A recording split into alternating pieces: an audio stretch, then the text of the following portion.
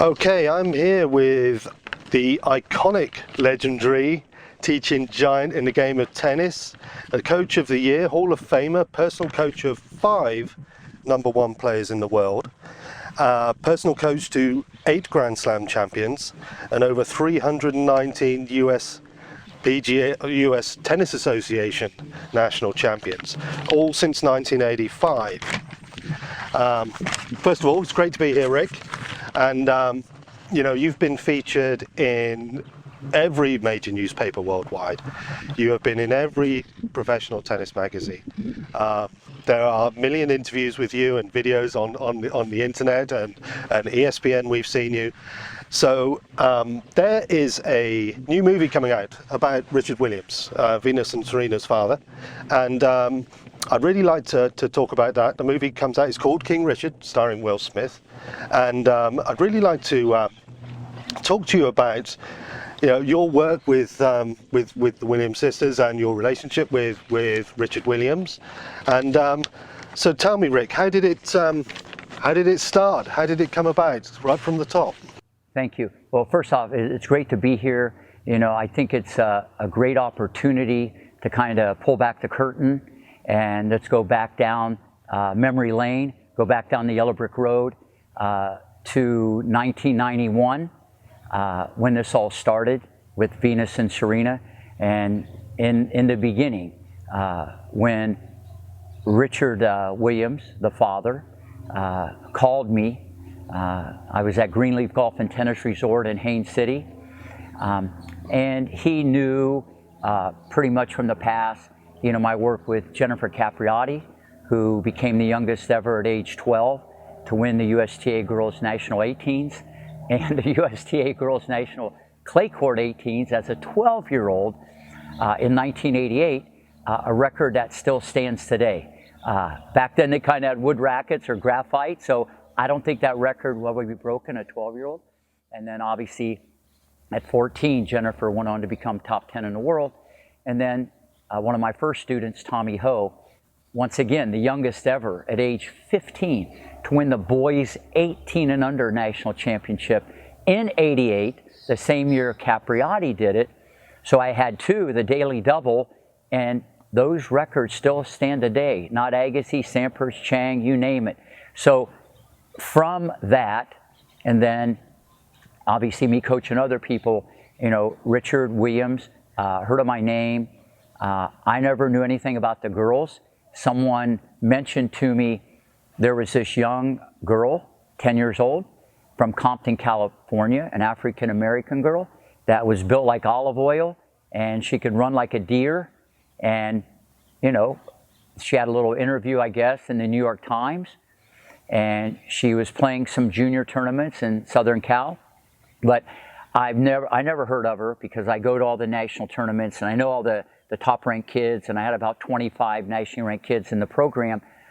So one day out of nowhere, I get this call from Richard Williams, and he introduced himself and we started talking, and he says, I have a daughter, Venus, and I have another one called Serena, and they're both going to change the game of tennis. And I can remember this like it was yesterday, because you got to understand, in my situation, especially now, 30 years later, how many times I've heard that story.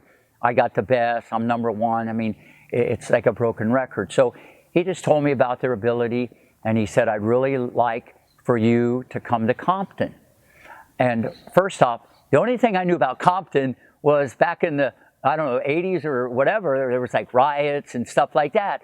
And we started talking, he was laughing and joking, seemed like a really nice guy. He goes, Rick, I'm not going to get you a shot. Trust me. You come visit me, I'll take care of you. And I never went ever to go look at a player. They always I saw them at a junior tournament or they came to the academy. So it was in May, and May is one of the slower months right before summer. So I said, you know what? Jennifer was gone by then. And so I said, I'm going to take a look and just see what was going on. So I booked a flight to LA International and was on my way to Compton. And I went there, took a car to the hotel, ate some dinner that night at 7 o'clock. Richard and Orsine, which is the wife, great lady, love her to death. And 10-year-old Venus and 10-year-old Serena, 9-year-old Serena showed up. And I'll never forget it. We were sitting just like me and you, and Venus was on one leg and Serena was on the other leg, and they had their arms around the father, and the mom was sitting right, and we just talked for 2 hours. And it was very interesting because I've told Venus and Serena this in the past, they just kept staring at me, because I think in their circle, they probably don't have a lot of friends. They had a lot of acquaintances, and Richard obviously is protective. So he started asking me every question under the sun. I mean, I thought I was in a deposition or something. This guy knew more about me than I did, but I kind of respected it, because he was trying to get information that anybody that he might consider letting coach his kids, besides his guidance, he wanted a well-rounded role model and a father figure besides someone that knew went on the tennis court. So we had met for 2 hours. It was like very interesting, to say the least. He goes, Rick, we'll be here at 7 o'clock in the morning. We're going to East Compton Hills Country Club, and we're going to train. So next morning came. They picked me up in this Volkswagen Beetle. It was like one of those little vans that a hippie would drive. They pull up, it was shaking, and I open up the door, and I sit on the passenger side, and there was a spring sticking up out of the seat. I got harpooned in the buttock. I'll never forget that. In the back of it, there was clothes, there was McDonald's wrappers, old tennis balls. There must have been 3 months worth of garbage in the back. The girls were in there, and I'm sitting there going, this is like out of a movie. I mean, it was just, you got to remember, I was at a 5-star resort, Greenleaf. I was a director of tennis. It was a very much reality shock of their world. So he goes, we're going to East Compton Hills Country Club. So we drive, and about 10, 15 minutes later, I'm going, this is a strange place for a country club. We go into this park. Okay, it went no country club, okay? I see 2 tennis courts. It looked like a bomb went off there. We pull up Saturday morning, 7:30. We get out of the van. There must have been about 20 guys playing basketball. At 7:30 in the morning, probably another 20 passed out in the grass. There's guys there drinking, smoking, you know, all kinds of different people there. They get out of the van. We get out of the van. We have to go across the basketball court to the tennis court. And I actually had some new Wilson tennis balls shipped to Richard earlier to train with. He goes, we don't use new balls. We only use old balls, because I want him to bend lower and dig them out. I got it, but it was very different, okay? He goes, I want my kids bending. I don't want new balls. So we go across tennis court, and people start saying, how ironic is this going to be? Hey, King Richard. This was 1991. They were calling him King Richard. The people parted like the Red Sea. People are going, hey, VW, hey, Jamaica, because Serena's middle name was Serena Jamaica Williams. Like they were celebrity. Probably because the New York Times was there 3 months earlier, and they did a story, and there was pictures, and there ain't a lot of probably, you know, sports figures, especially young little girls from Compton, California. You know, it's all about other things in life. So it was like amazing. I was just blown away. We go onto the court, all of us. Richard has a basket, probably like 20 years old, and there was chains wrapped around it, about 5 of them. It took him 20 minutes to get the chains off. He goes, Rick, got to use extra change because it'll be gone the next day. This is the only basket I got. So he got that. He put in his old dirty tennis balls. So now I start working the girls out. You got to remember, I trained Jennifer Capriati from age 10 to 13, who got great fundamentals from Jimmy Everett, the late great Jimmy Everett, Chris's father, and she had her racket back before she even got on the court. Her knees were bent before the ball. I mean, the ball was like on a string. Her preparation and what I did with her game was like epic. So my baseline of what greatness was as high as anybody. So I'm looking at these 2 girls hit the ball, and 5 minutes into the lesson, I go, what in God's name am I doing in Compton, California? On a weekend, I'm going, they're not any better, they're not any worse than kids 50, 60 in the nation for their age. Arms going one way, legs going the other way, hair going the other way, because they had beads, they had the braids and they had the beads. There was beads flowing off on the court. I mean, it was just wires on top of wires, tentacles going everywhere. Late preparation, slapping at the ball, just technically all over the map. Improvised city. What that means is they were improvising a lot to try to deliver the goods. And remember, I came from like poetry in motion with Capriati. So I'm looking at this, and right away, any parent or coach, including Rick Macci at the time, you can't judge a book by its cover. Okay? Cover might look good, reading might be terrible. Cover might be bad, the book might be amazing. So, and you can't really determine from the outside. People judge with their eyes. You know, it's what's under the hood. So we're going down, you know, the road for like an hour. I'm doing all these drills. I'm checking them out technically. It was just a disaster. All right? But in life, everybody always should remember, it's not where you start, it's where you finish. Then, after an hour, I said, after an hour, after about an hour, I said, let's play some points. Because I wanted to see a little bit of competitiveness. And Richard goes, Rick, are you ready for this? I said, I'm always ready. That way I don't have to get ready. He goes, I like that. I like that. I go, so me and Serena, because Serena was well below Venus's level. Venus was already almost 5'10", you know. We start playing points, keeping score. And that's the wild card with greatness. When the bell rings and the fans are in the stands and it means something, it separates great from good. I'm just telling you. All of a sudden I'm going, what in God's name is going on here? Not that it turned into world class, but the preparation got better, the footwork they were popping the popcorn with extra butter, okay? The desire to get to the ball, the burning desire to get to the ball, and the thirst for competition, even though it was against her sister, was brutal. And when I say brutal, it was something I've never seen two people try so hard. Now, just because you try hard doesn't mean anything other than that's a great inner quality without anybody forcing you. The whole landscape changed. When I saw how they tried and how fast they could run, even though Venus was 10 and Serena 9, and the speed and the quickness, but the burning desire to get to the ball and how things kind of got cleaned up, I said, right then and there, these two girls can be number one in the world someday. And I went to Richard and asked him how tall they're going to be, so on and so forth. Then he told me how tall he thought they'd be and how strong.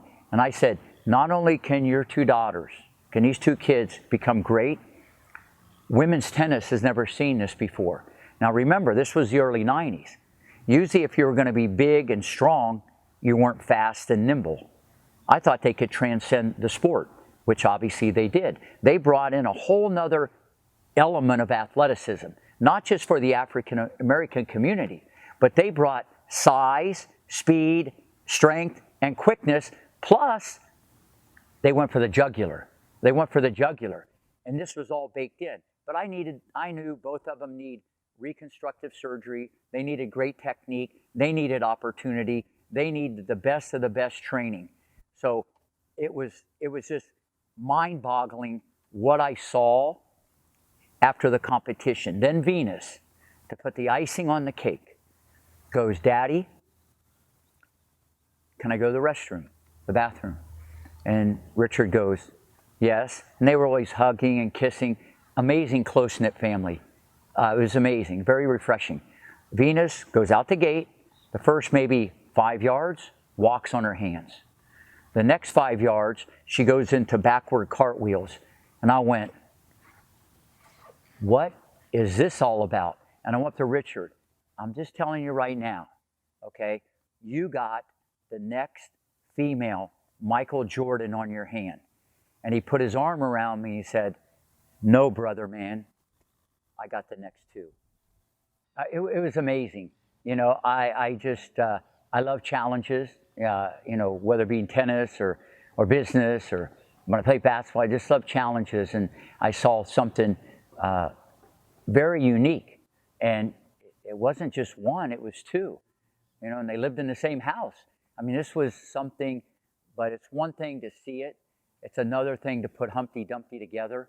You know, this isn't going to happen. There'd have to be enormous investment and enormous work put into this if they wanted me to coach them. So we trained all afternoon. That night we went out to dinner. The next day we trained again. Then Richard got out a tripod and interviewed me, asked me about 50 questions.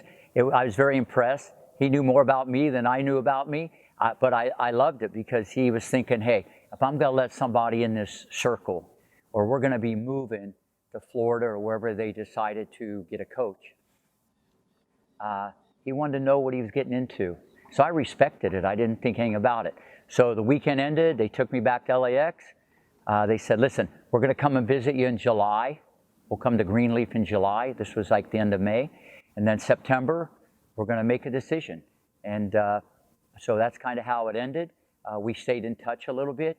And all I knew, whatever they decided, I took away two amazing, potentially great athletes, but more importantly, an amazing, close-knit family. And I could see right then and there that these two girls were two peas in a pod, even then. Okay, so you know, making a technical decision is one thing, Rick. You know, but you also made a financial decision at that point or at a later date, and you undertook the funding to move that family from California to Florida. So tell me your thinking around that, and tell me how that worked. Yeah, it was interesting. You know, it was one thing, you know, when you have people that you coach and they pay you $300, $400, $500, $600 an hour, or they get hitting partners, they do the academy. This was going to have to be a very different partnership, friendship, relationship, you know, a contractual agreement, because I'd have to believe. And, you know, one thing I remember my mom always told me, if you're going to bet on yourself. And, you know, even though this was going to be a major undertaking financially, you know, I'm not a management company. There's no management company that's going to, you know, fund the whole thing, some billion-dollar company. But I knew and I believed, and that's all that mattered. And whatever money had to be invested, and I'll get into that, whatever money had to be invested, in my mind, it didn't matter. There was really no cost. Barring a catastrophic injury to one of the girls, I knew they'd be one in the world with the right training. And when I believe, I'm on a mission. And so when it's all said and done, come September, they selected me. They had a semi-pro basketball attorney and who, you know, started negotiating with me how this was going to work, because this was an expensive undertaking. It wasn't just the training. They were going to move from Compton, California to Haines City, Florida, Greenleaf Golf and Tennis Resort, where I was the director. So the first thing that Richard wanted, which was, I didn't even know what it was at the time, he wanted a motor home. And I thought he meant they wanted to live in a mobile home, because it'd be more like maybe what they had in Compton. So little did I know, I'm diving into this, and you know, the motor home, you know, cost I think $92,800. You know, so but it didn't matter. I wasn't going to keep score. You know, and just like yesterday, I can remember bang putting down $38,000 as a down payment, and then making payments. I got a 5-star motor home that he got out in California. There was TV, bedroom. I mean, it was a Cadillac of motorhomes. So, because they had to come, you know, and he wasn't going to drive his 57 Chevy, so they came across from Compton in a motorhome, and that was part of the deal. Also part of the arrangement. The first year, Richard would get a $54,000 a year salary because he needed an income. He wasn't able to do his security business because I think he made like $54,000 back in Compton. And remember, this was 1991, so because he couldn't work, he wanted to be kind of around if he could, watching the girls develop. So he was now on the payroll. They had to have a place to live. So, you know, I think a 3 or 4 bedroom condo right on the golf course at Greenleaf, which had, I think we had like 72 holes of golf, and one of the golf courses is #1 in Florida. So they went from the outhouse to the White House, moving to Greenleaf. This was like a big change. So, you know, just to pay the rent was probably about $1,800 a month. They had an Aerostar van that I got him, brand new Aerostar 1991 van. It was about $500 a month, so he needed something to drive around. I don't think driving that motor home around Haines City, Florida, and Central Florida would be the best way to navigate. So that was there. The kids needed health insurance. The family needed health insurance. That was a part of the equation. Friday nights at Greenleaf, they had the most amazing seafood buffet. People would come from all over Central Florida. Had to make sure the kids eat well. So they might have liked that better than anything about the whole thing. So every Friday night they went there, and then obviously during the week they went into the cafeteria at Greenleaf. And none of this was free. You know, I paid for all of it. And that was kind of the peripheral around the tennis components. And they had Disney tickets and other goodies. And just to move around the Greenleaf Tennis Complex, I got Richard a golf cart, which has been in many of the articles of him sitting in that yellow golf cart with him and Venus and Serena. But those were the peripheral. But really, that helped stabilize to make the transition. But really, what was going to be the wild card to extract greatness was going to be Rick Macci's involvement. You know, there was a commitment from myself of a minimum of 4 hours a day. I mean, that's a lot, you know, because I teach more private lessons probably than anybody in the United States. Just with the girls, okay? And there was 2 hours a day just on grass courts with Venus, because I wanted to shorten her backswing. I wanted her to bend lower. I wanted her to develop a good volley would be great. A bad volley would be good. I wanted her to move forward. It was more of a developmental tool.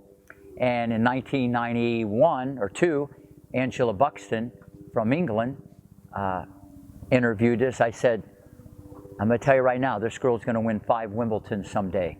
And that's in an article. And by the way, as we sit here in 2021, Venus has won 5 Wimbledons. And I said this when she was 12. So developmentally, I spent 4 hours a day with the girls. They had their own court. Each of them had their own hitting partner that I would pay for, besides my time and sweat equity. There was ballet, there was boxing, there was taekwondo, there was judo, there was kickboxing, okay? Because even though they were athletic, I wanted to make them more athletic. I wanted athletic enhancement 101. All right, so, and Richard knew that.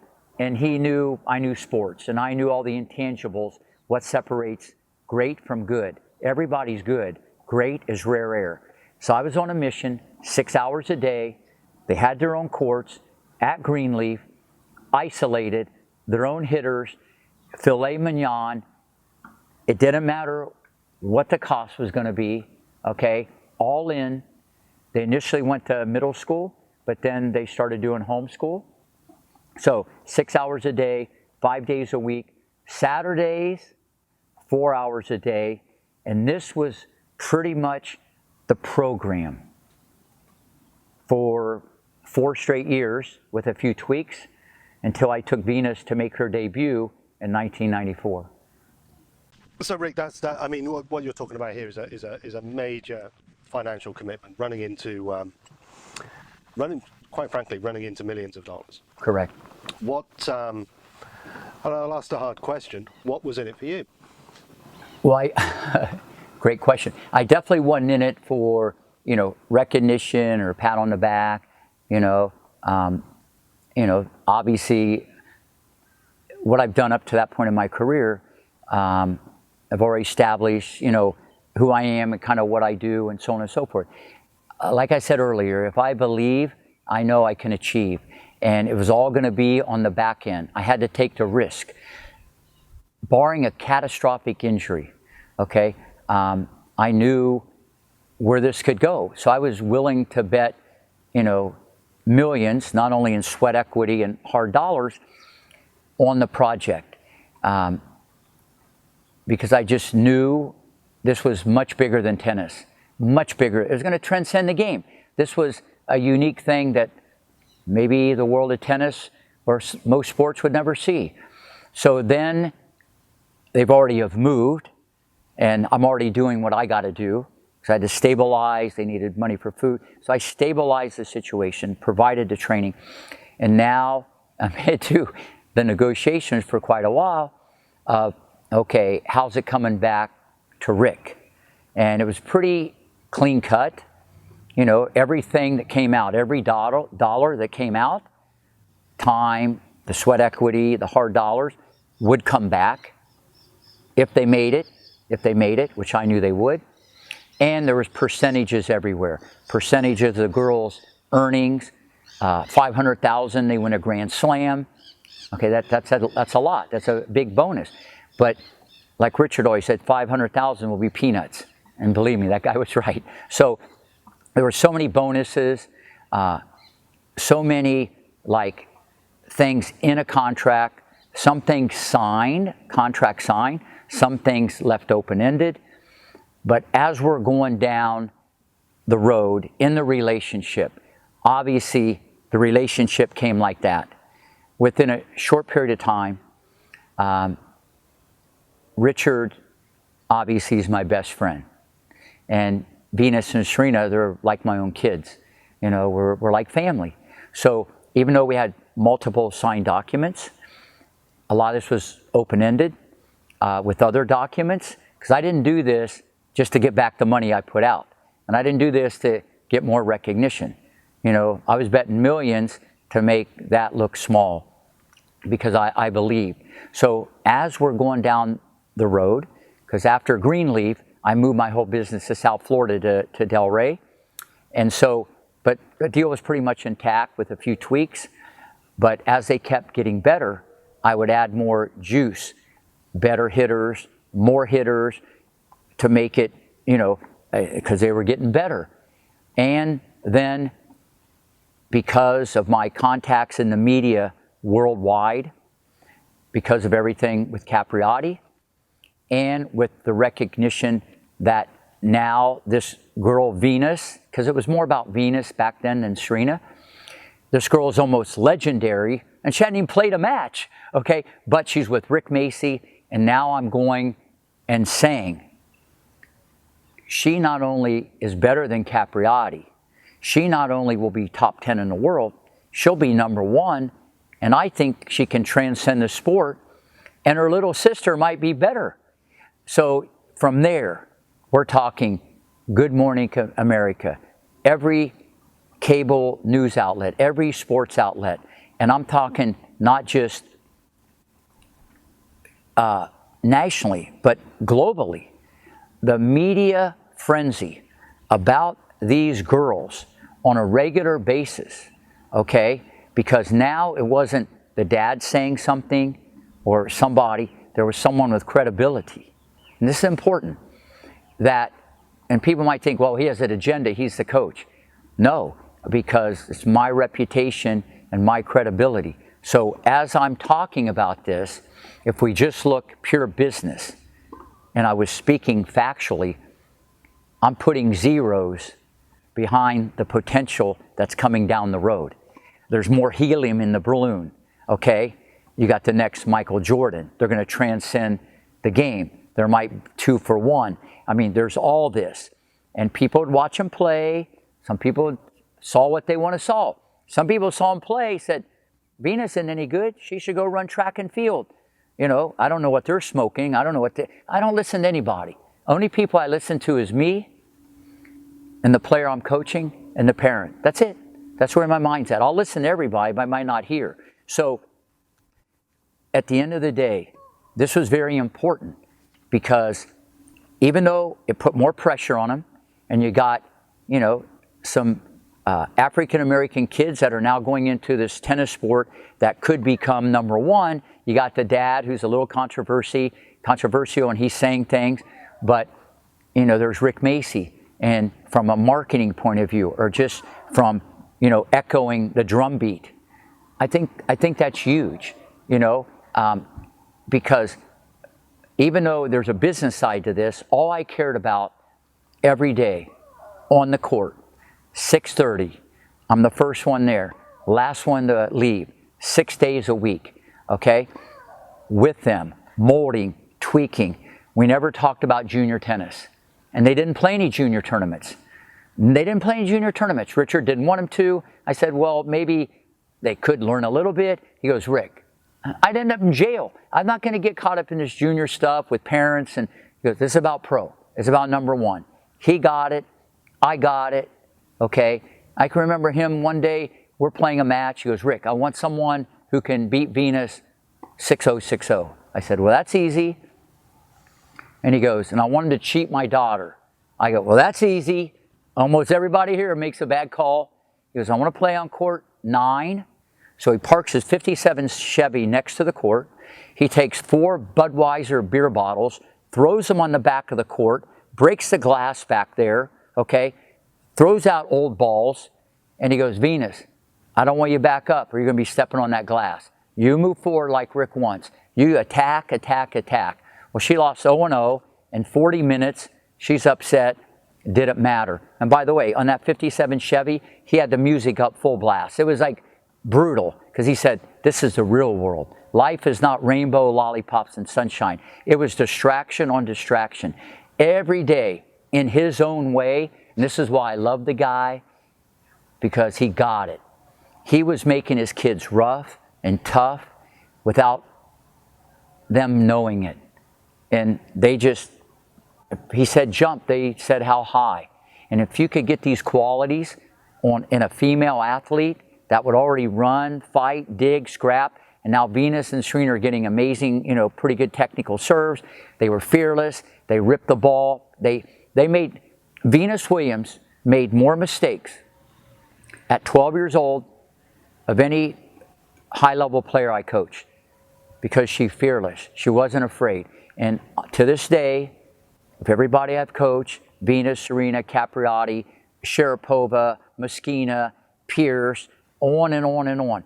There's common threads with all of them. They attack, they seek, they destroy, they cut the court, they're on a mission, they're in your face, they stand in early. I don't play people to play defense. You're going to play defense when you got to play defense.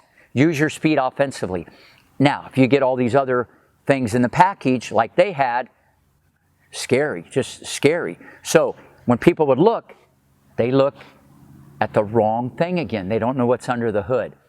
Venus Williams never won a match in 2.5 years at the academy. If people don't win a match for 2.5 years here, 2.5 months here, they're going to another place. They're going to blame me. I'm toast, okay, I was in fired. But Richard loved it, okay? And then Serena, the best Serena story during this whole thing, and this is epic, and I've told this many times, because Venus was more stick to it because she was older and it was more about her, and she was a little more mature. That's why Serena didn't turn pro till a little later, because she was not mature enough. Her game developed longer. Venus was on this court and Serena was on that court, and I'm over there with Serena, and I said, hey, you got to move your feet. She goes, why? I said, well, you say you want to be number one. She goes, I will be number one.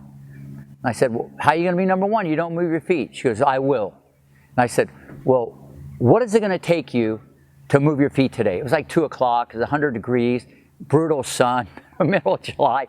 She goes, you see that girl over there? She points to me and she goes, I'll make that girl's footwork look sick. Serena was like a little jokester, prankster. She had an amazing sense of humor. Venus was more like that. And I go, how? She goes, well, I'll tell you, Rick, I'm really hungry. I want you to go to the snack machine. I want a Snickers bar, those hot curly fries, and I want a Pepsi to wash it down. And when we came here this morning, Daddy drove by a stand and they were selling Green Day t-shirts on the corner. So I want a Snickers bar, a Pepsi, curly fries, and have someone get me one of those Green Day t-shirts.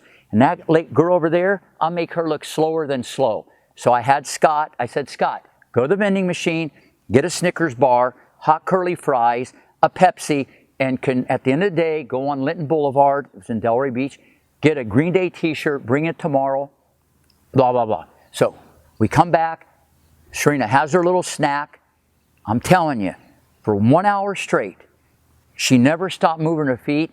Sweat was coming off of her like Niagara Falls, popping the popcorn, extra butter, ripping cross court, and we had a clock on the court. And when it got to like 5 minutes after 3, Rick, I'm done, I'm out of here, and you better have that Green Day t-shirt here at 6:30 in the morning.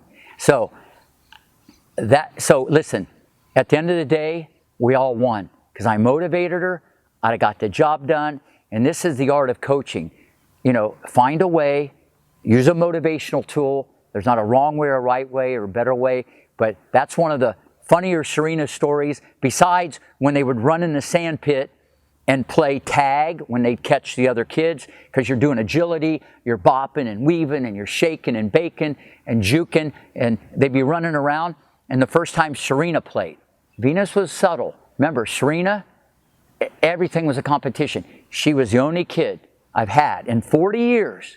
When we played tag, she played with a closed fist. And I said, whoa, whoa, whoa, whoa, whoa, Serena, you got to play tag with an open hand, not with a closed fist. It's all in good faith, but looking back, amazing. When we're on a mission and you're all in, and there's no guarantee.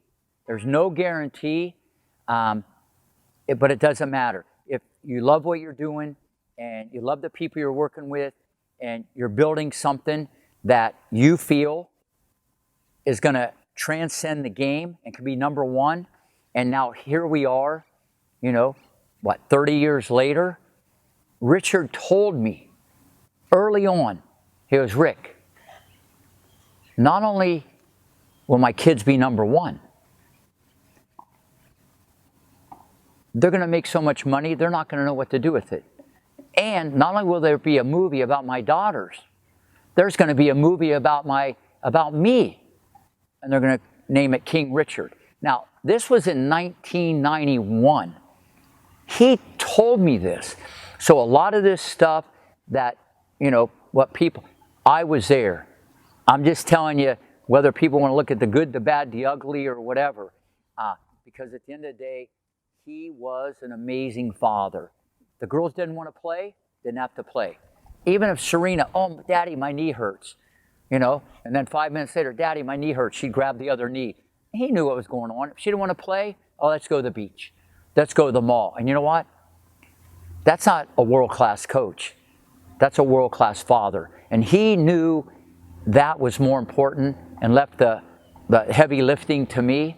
And he would even have him go home at night and do interviews in front of the tripod.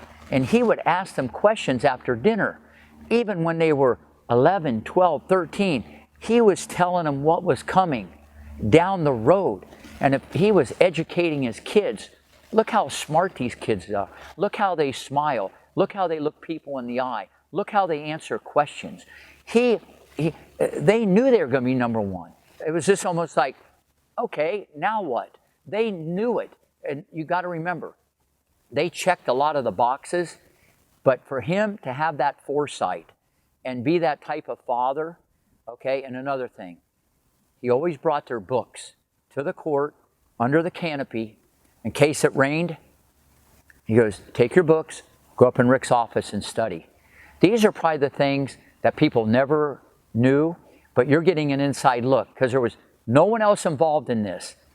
A lot of people might have hit with the Williamses, but no one was in that circle for 4 years like Rick Macci. And I'm telling you right now, one of the most amazing dads I've ever been around. So Rick, these are great stories. Tell me the story, or tell me about how Venus turned professional. Yeah, you know, prior to her turning professional, obviously as time was going on, we're going pretty quick here, she's getting better and better and better, higher training, more matches. Still hasn't won a practice match, but remember, she's playing against college players, she's playing against boys 16, 17, 18. The filet mignon, the best hitting, the best coaching, insight. This was always about the future, but what threw a wrench in the whole thing? Because everybody wanted Venus to play.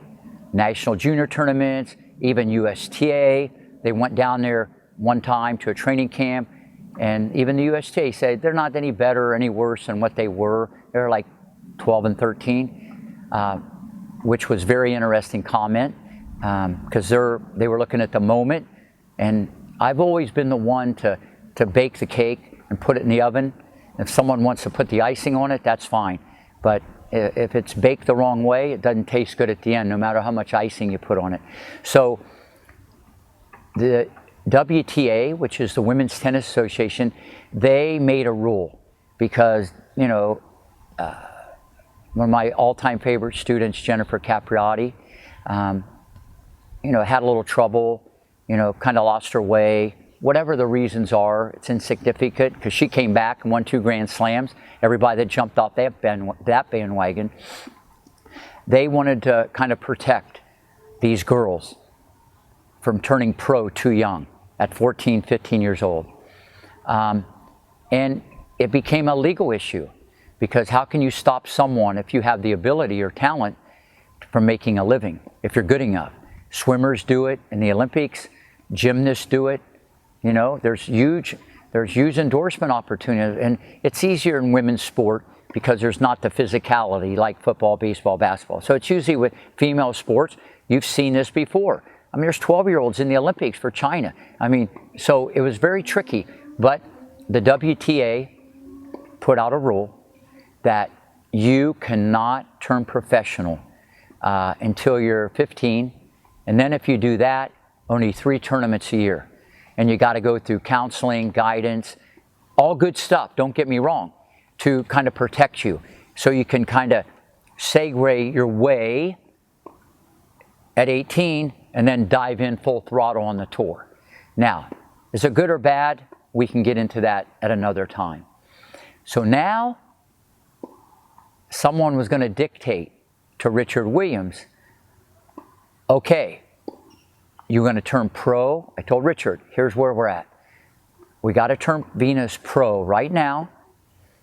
I can get her a wild card into any tournament because she'll fill the stands. There's a lot of intrigue. And we got to make a decision in the coming months so she can beat the deadline and turn pro now. Because after this deadline, now someone's going to dictate to you. She can only play 3 tournaments a year, da-da-da, da-da-da, and you're going to be limited. It's going to limit endorsements. It's going to limit maybe development, so on and so forth. After Richard and I had the discussion, she goes, okay, Rick, we got to turn her pro. We got to get her a wild card. So let's get her a wild card. That means she gets right into a tournament, okay? So now here we are at age 14, say it's June, okay, 1994. All she's been doing is playing practice matches, playing mainly against boys, men, college players. I don't know what's going to happen. I don't know if this girl's going to go there, freak out, you know, start launching balls all over the court like missiles from North Korea. I don't know what's going to happen. All I know is after this tournament, when she does go and make her debut, what happens after that?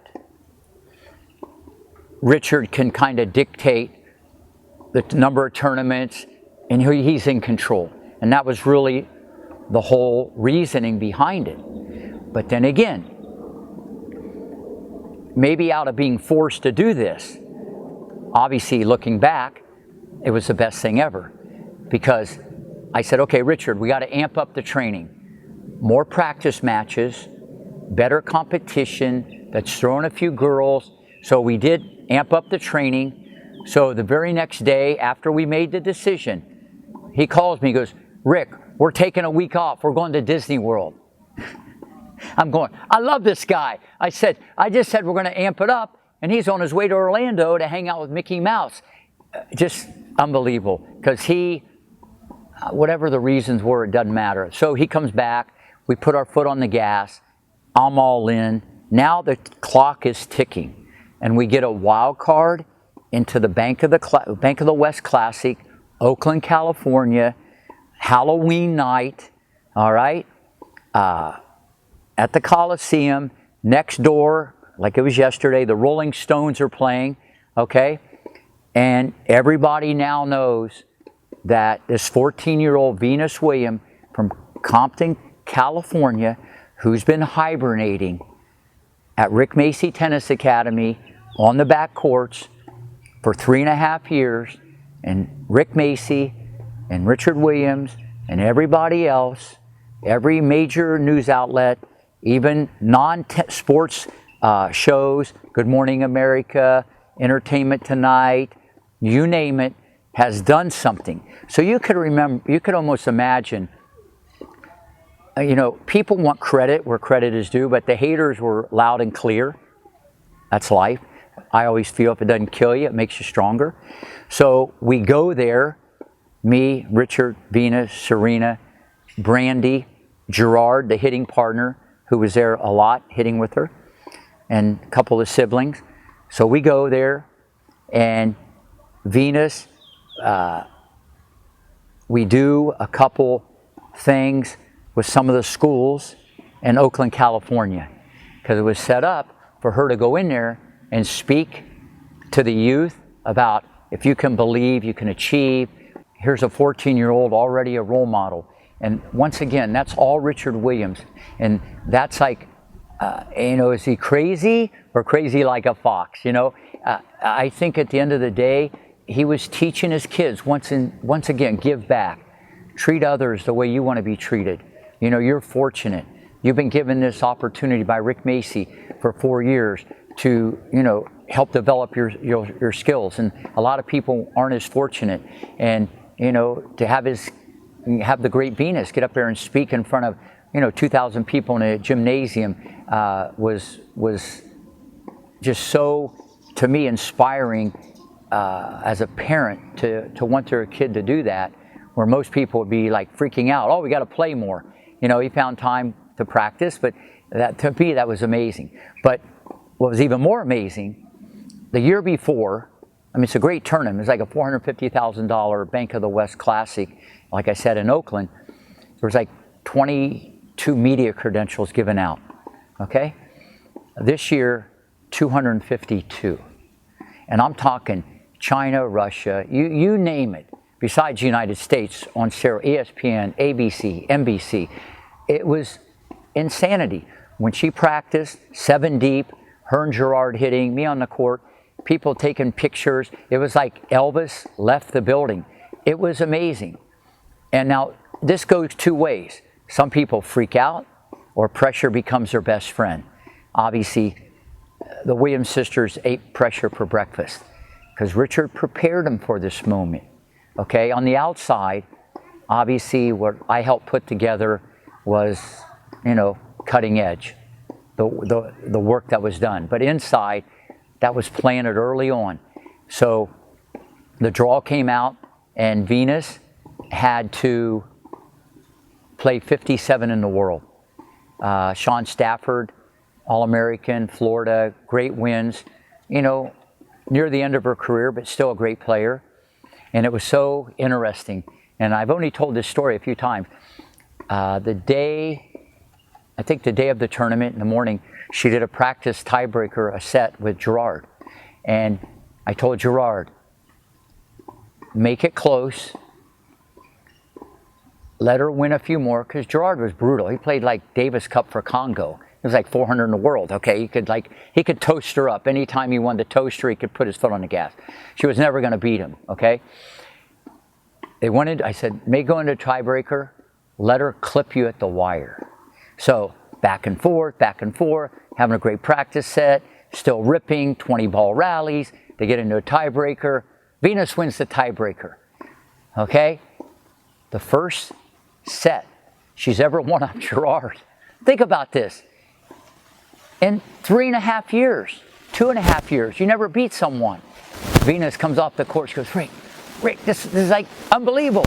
I'm peaking at the right time. Remember, she's 14. I'm peaking at the right time. I played amazing. Once again, the art of the deal, a little motivational carrot, just to get her to feel like I'm on fire. So that night, I don't know what's going to happen. I don't know what's going to happen. You got all the greats in the stand, Navratilova, Shriver, Sanchez Vicario. Everybody's watching her. They're curious. How good is this kid? So Venus goes out there, okay? And I don't think anybody wanted to pay Richard to wear the clothes. So it was so funny because Venus went out there, I think clothes from like Walmart. No patches, nothing. I think he even painted the racket with white shoe polish. I mean, this guy was hilarious. Yeah, I'm watching a match with, just the iconic great late Bud Collins.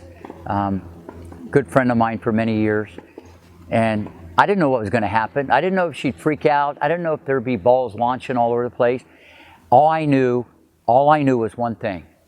People that saw this little girl play would say, I never saw someone with strides like a gazelle on steroids move across the tennis court like this 14-year-old Venus Williams from Compton, California.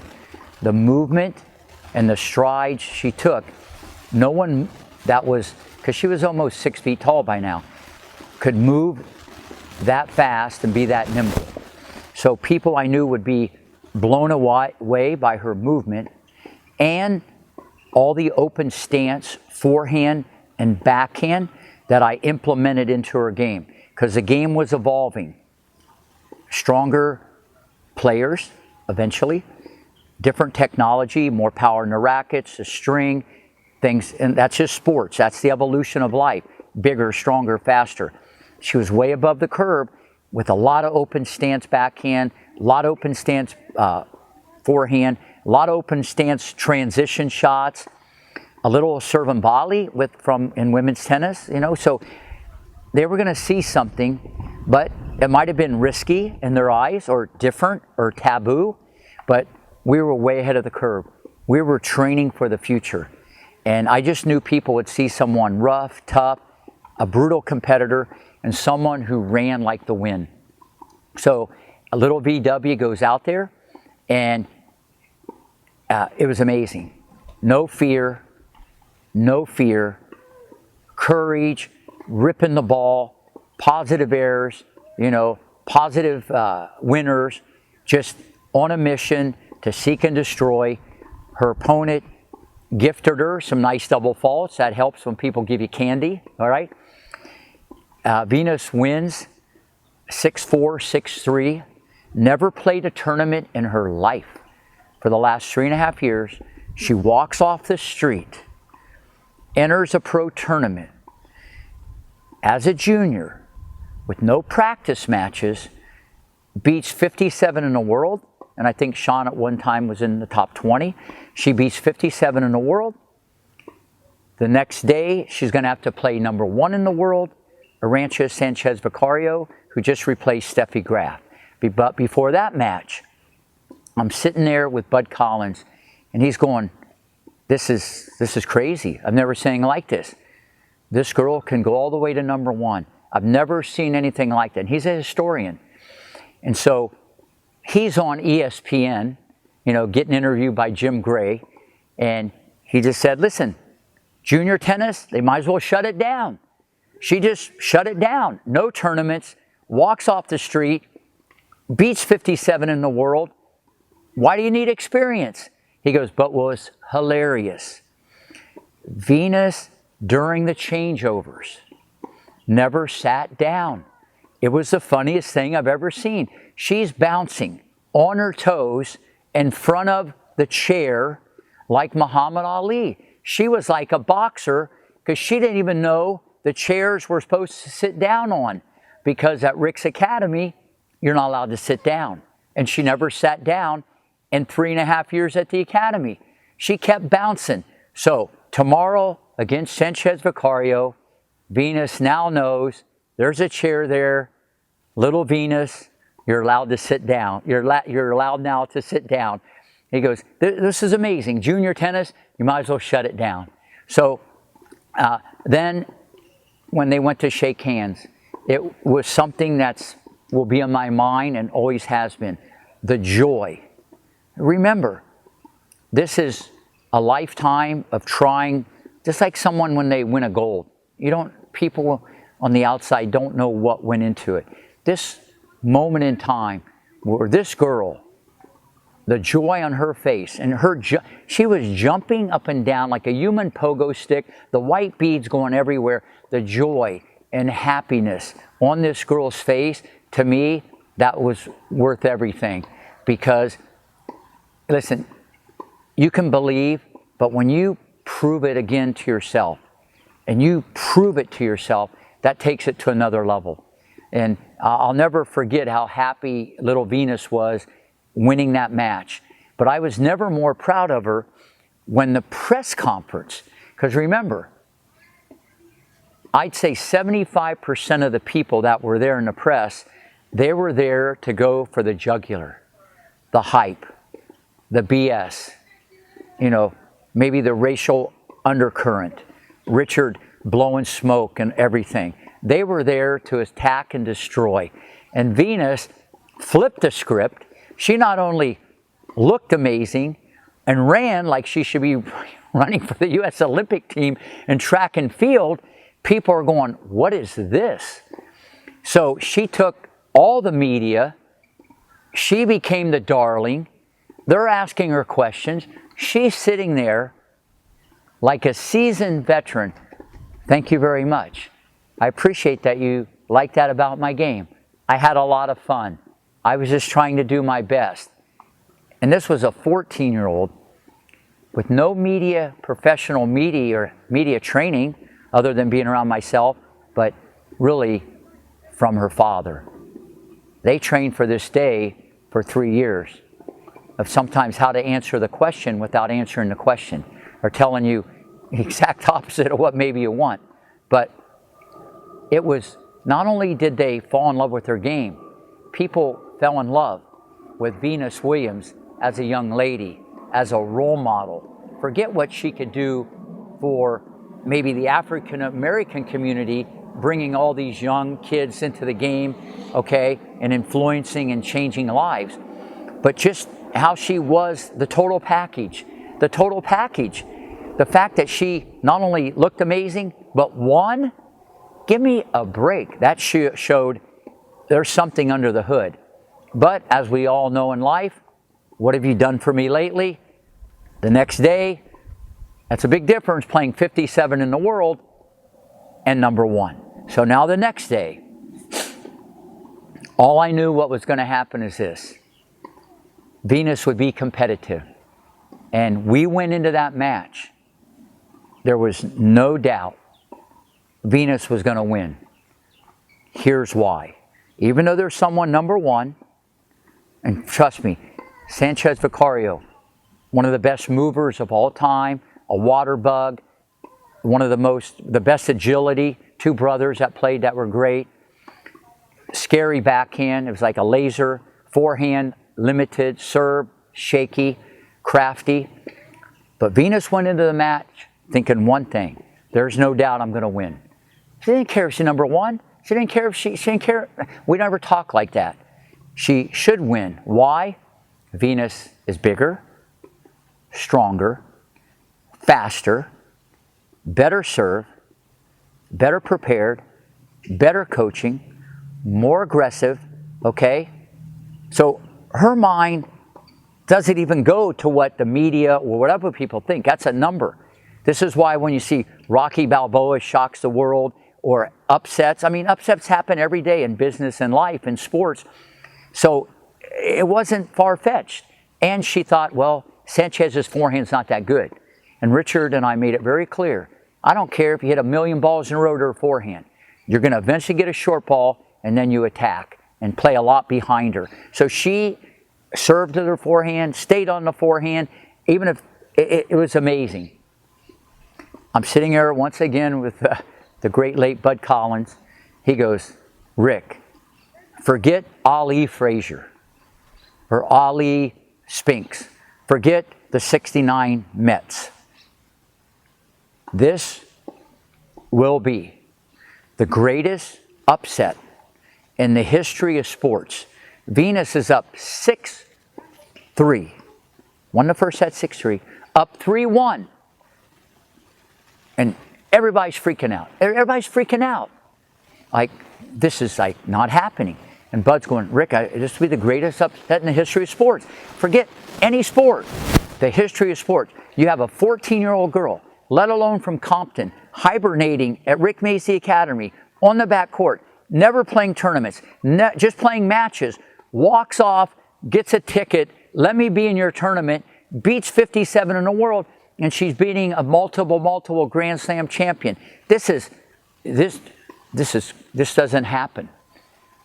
Okay? So it's 3-1, do sad, 3-2. Do sad, 3-3. Sanchez takes a bathroom break.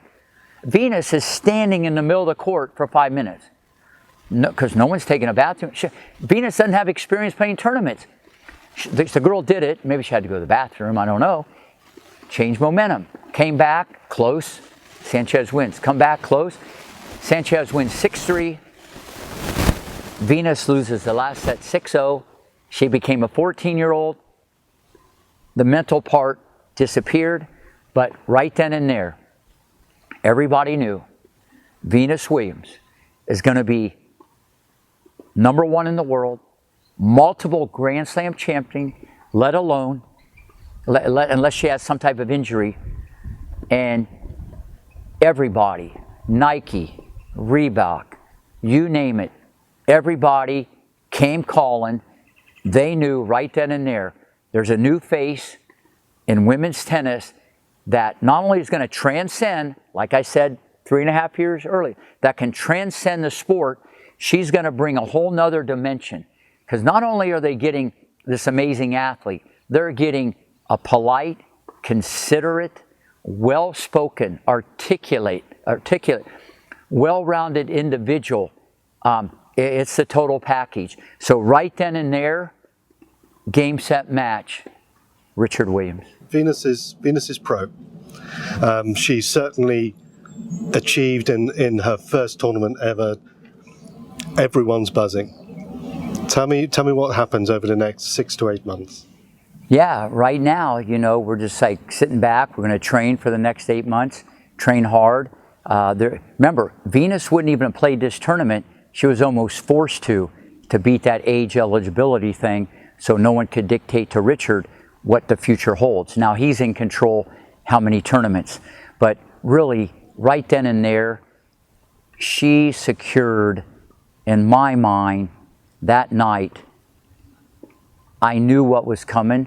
I could feel the largest, most lucrative contract for a woman tennis player at a young age ever. So now there was a lot of pinging and ponging. They had a semi-pro basketball agent, great guy. And there was a lot of discussions back and forth, negotiation, Nike, Reebok, back and forth. Crazy publicity, and once again, I'm putting not really helium in a balloon, I'm putting factual helium. People now have something tangible. It's not like, yeah, she's good. I mean, she's already shown. Now, even though people say, let's see what it's like when she's older, she'll burn out. You hear the nonsense. This is the haters. People can see greatness, and they can see it on the horizon. So now it's a matter of let's secure a major racket deal or endorsement deal, because that's what this was all about. It's getting near payday, showtime.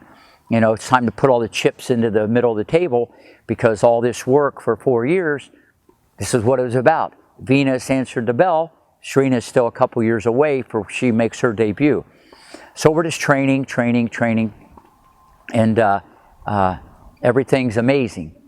So I think it was around July of '95, Richard and Venus Serena, we have a meeting, and he says, "You want to continue to coach my girls?"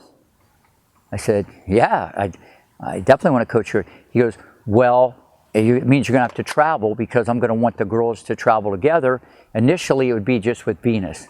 Venus, you want Rick to travel with you?" "Absolutely, Daddy."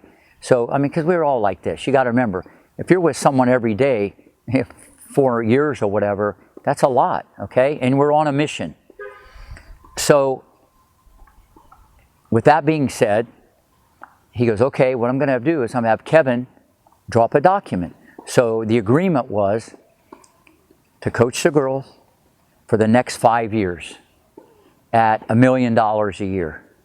But Richard wanted me not to have the academy, my business, which I had since 1985 or whatever. And obviously, I needed to keep doing that. And another caveat, which was very different, we already had some signed documents with bonuses and percentages of both girls. And part of the new agreement was to give up all my rights to the past agreement for the opportunity, even though $1 million wasn't nothing to sneeze about, to coach the Williamses, because Richard said, "You're going to get many of your own endorsement opportunities and speaking engagements, because you're amazing at motivational speaking. You're going to make millions off of just being their coach," which, whether he's right or wrong, that's irrelevant.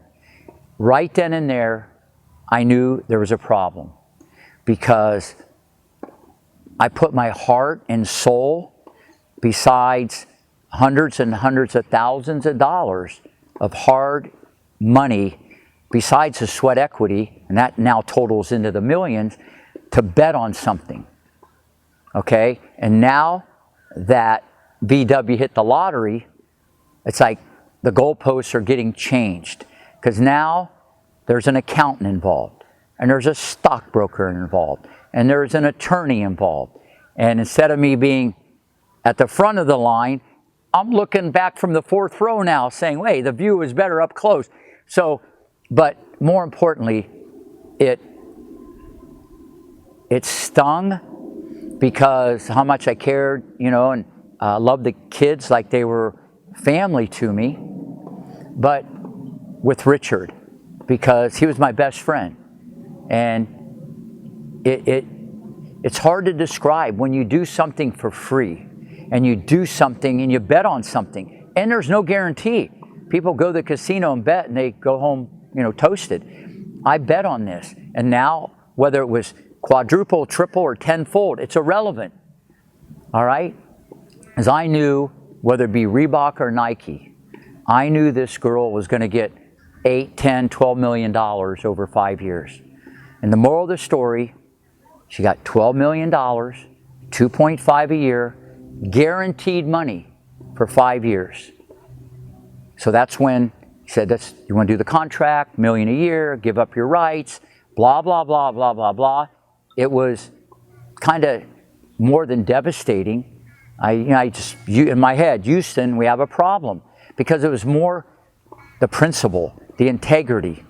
And I should have looked at it differently, but it was just like, whoa. So I never thought anything else. I go, no, I got to keep the rights from the past and all the contracts from the past, and I got to keep the academy, because what if things go wrong? I don't want to restart the thing over. But yeah, $1 million a year plus incentives, if I'm doing this full time, that's more than generous, because probably people get 2, 3, 4, 500,000. So, but it was kind of flipped in a way. So I said no, and the reason I knew there was a problem right then and there, probably one of the few times, if any, in 4 years, Rick Macci said no to Richard Williams. Because I always would say, I'll figure it out, don't worry about it. And so 2 days later, I get a termination contract that he's going to coach the girls. They bought property in West Palm Beach. They're going to put in their own tennis courts. And come to find out, he took a few hitters from the academy. Now, you know, he not only wanted the financial upside, it seemed like, obviously, tell the story the way they want to tell it, the credit, however. And listen, I wasn't mad. I was more disappointed. So now I'm saying, what am I going to do? So, for 2 years, you know, we're going back and forth. I'm driving to, because Venus ain't playing. She starts playing a little bit and does bad. And there's articles written. Richard wants me to get back involved. Venus is struggling. She's only playing a tournament now and then. I'm driving up the turnpike. I'm meeting him at McDonald's. We're having a summit every other weekend at McDonald's. And all we talk about, we're going around in a circle. We did this for 2 years. Finally, or even early on, I prepared, well, I didn't prepare, an attorney prepared a 15-page lawsuit that was prepared. It was never filed. I wanted to be known because I believe in me, and I knew I'd have many more type this situation, possibly, maybe not do it for free. As the guy who coached Venus and Serena, if this thing was going to end, not the guy who sued them. Because Venus and Serena knew nothing about the financial part, and they didn't know anything. They were little kids. So, for whatever reason, time went on. One thing that was in the contract, when they won their first Grand Slam, there would be an acknowledgement who coached them. That was omitted. So it just seemed like the story went from Compton to center court. And that ain't the story at all, trust me. So I ended up settling with them, okay? Which I'm glad I did, even though business-wide it was beyond stupid, okay? Left a lot of zeros on the table, but that was irrelevant. So that's kind of how it ended. And we went back and forth, and Richard and I talked now and then, but as time went on, it seemed like it just went like that, and he wasn't going to trust anybody to coach him other than Rick Macci. No one has ever coached the girls. Many people have hit with the girls. So at the end of the day, that really is the Williams story, okay? You know, King Richard and how this thing evolved, because it didn't happen with tremendous financial horsepower, and it wasn't, you know, a multi-million-dollar company or billion-dollar company that made this happen. It was not only the financial part that made it happen. Every stone was unturned, and even if there was other stones that weren't, we would find them. Every little thing was a big thing, and I tried to fill every hole possible. And it's not easy coaching athletic players because they can improvise, and knowing less people would come to my academy because there was more controversy than you think more people would come because I was less accessible. But it didn't matter. I was on a mission, and it was one of obviously the best times of my life. And the most important thing that everybody should always remember, Venus and Serena Williams, when they were little, every single time they left my court, no matter amazing practice, good day, bad day, rain, sun, doesn't matter. Thank you, Rick, very much. Every single day, no matter Richard was on it, no matter what, they won like every single day. Two of the most polite little girls I've ever taught. That's character. That goes beyond tennis. And I'm telling you, and I say that because obviously we're in a world where, you know, that doesn't always exist. You know, entitlement, softness, a lot of character with these two young girls. And that's why I go and I say, you know, the subtle things that Richard might have helped them with their tennis was very secondary. He gave him the opportunity. He put him in with a guy who's been there, done that, and a visionary. But at the end of the day, him as a father, creating this backdrop and balance in their life, think about it. From 1991, and they're both still playing today, okay? And they're beyond iconic. What they've done, it didn't transcend women's tennis, it's transcended life. You'll never see anything like that again, where two people, sisters, both #1 in the world, and they live in the same house.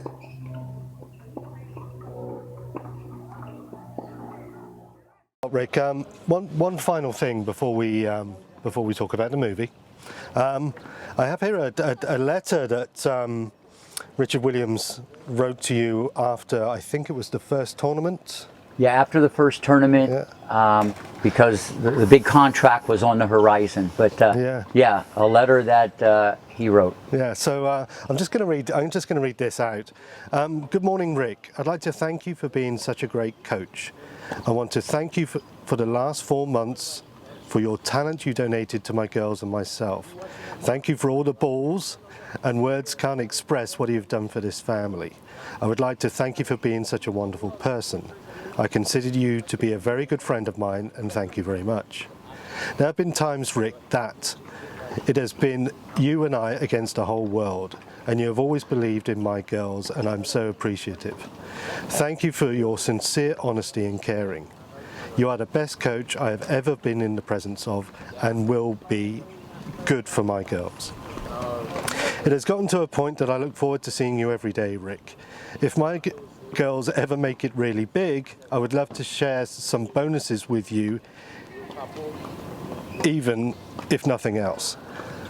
Sometimes the way you care about my girls and wanting them to do well, you're not only a good coach, but also a good father figure. Thank you again. Rick, you are 10 times the coach that you think you are. And Nick Bollettieri can't even come close to you. I shall always feel that you are the best coach for my girls, and I believe in you. I am sure in a few weeks to come, you will be my girls' coach forever, and my girls believe in you also. I hope you have a good weekend. Your friend from Compton, Richard Williams. Yeah, a lot of meat on the bone there. You know, we talked about a lot of stuff, but I think that crystallizes really the relationship that I had with the girls and with Richard, because that's from him. And at the end of the day, that's how it was, you know. But when in life things change, I get that. But I think it's very important that people understand the magnitude of that letter, because that letter really is a symbolic figure of what transpired when they moved from Compton and I took on this project, okay, and what was about to happen in the future. And no one really knows about this because it was 30 years ago. And even the story sounds better, obviously. I went from Compton to center court. You know, I get all that. But I think it's very important. It's nothing to do about me. This is Richard. And once again, he's misunderstood in a lot of things. But this is why I respect the guy, because I know him differently than others. Not only as a world-class dad, the way he treated those girls and kept the balance. This is how he felt about Rick Macci, because he's right, because he could feel that I gave every ounce of fiber to them, not only as a coach and a mentor and a role model, okay, but try to build two of the best tennis players women's tennis has ever seen. So, yeah, I saved that letter, and you know, I know now Richard hadn't been feeling well, but I'll say it again. One of my best friends ever, and one of the greatest fathers ever. And he told me long ago, someday, Rick, they're going to do a movie about me, not me, him. You know, and I'm sitting there just letting this go in my head and percolate. And they're going to call it King Richard. And you're going to be in that movie too. True story. Okay, Rick. So, I mean, now we know the full story of what actually happened during the divorce, as you call it. There's the movie coming. I think it opens November 22nd. Somewhere around there. Summer 22nd. And what's your involvement been in the movie? I mean, what are your thoughts around the movie? Yeah, it was kind of, it's interesting. It was kind of crazy because I wasn't consulted on it, which was kind of different because they would have got even more amazing, positive stories if I could have been a consultant. I know they studied a lot of video. They saw a lot of tape. John Bernthal, the Punisher, Ford and Ferrari is playing me. When I had the mustache back in the day and a side angle, we kind of look alike, so they got a good guy to play me. But I was a little surprised I wasn't consulted. I could have made it even more factual because there's so many amazing stories Richard and I had, and the girls, funny, enlightening, all positive. There was no negative in 4 years, all positive. It's all motivation on steroids, but it wasn't consulted, which was kind of interesting. I did talk to Bernthal a couple times. Which just told him kind of how the girls were. You know, I gave him some insight. The attorney who represents me, Martin Singer, he's one of the top Hollywood entertainment attorneys.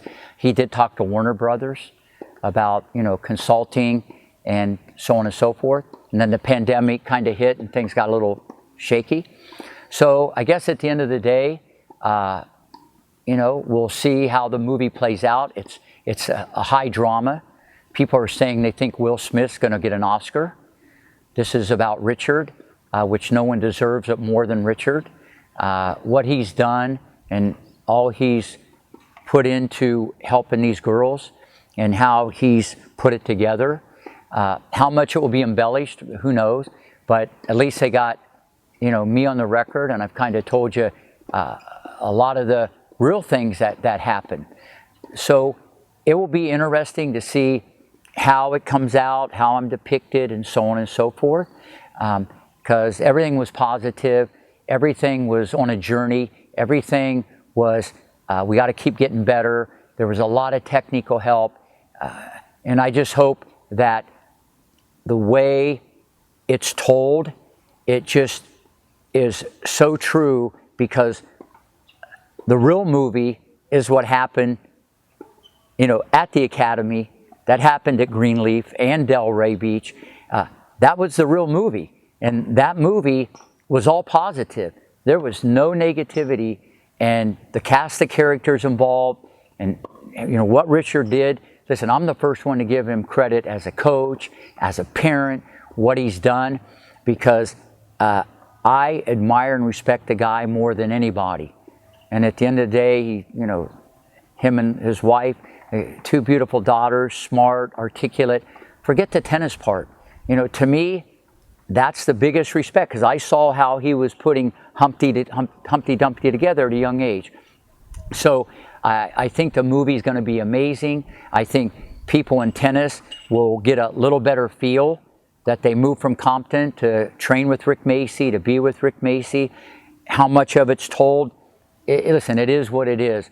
I'm flattered. I'm honored that you know, someone is playing me in the movie, and there is that acknowledgement that there was this historic time in their life, and everybody needs to understand it was the most important time of your life, because the cards you're dealt at a young age, those are the cards you're dealt forever. It's hard to change techniques and habits when you get older, you know. And for Venus, you know, to come at 10 years old, we started at 11, and then at 14, almost beat #1 in the world, and you're in hibernation for 3.5 years. Something happened there that wasn't just hitting against a wall or playing junior tournaments. This was development on steroids plus. And I just hope that comes loud and clear. But at the end of the day, it's called King Richard for a reason. He is the king. This is unprecedented. I can't wait to see the movie, and I think it's going to be awesome.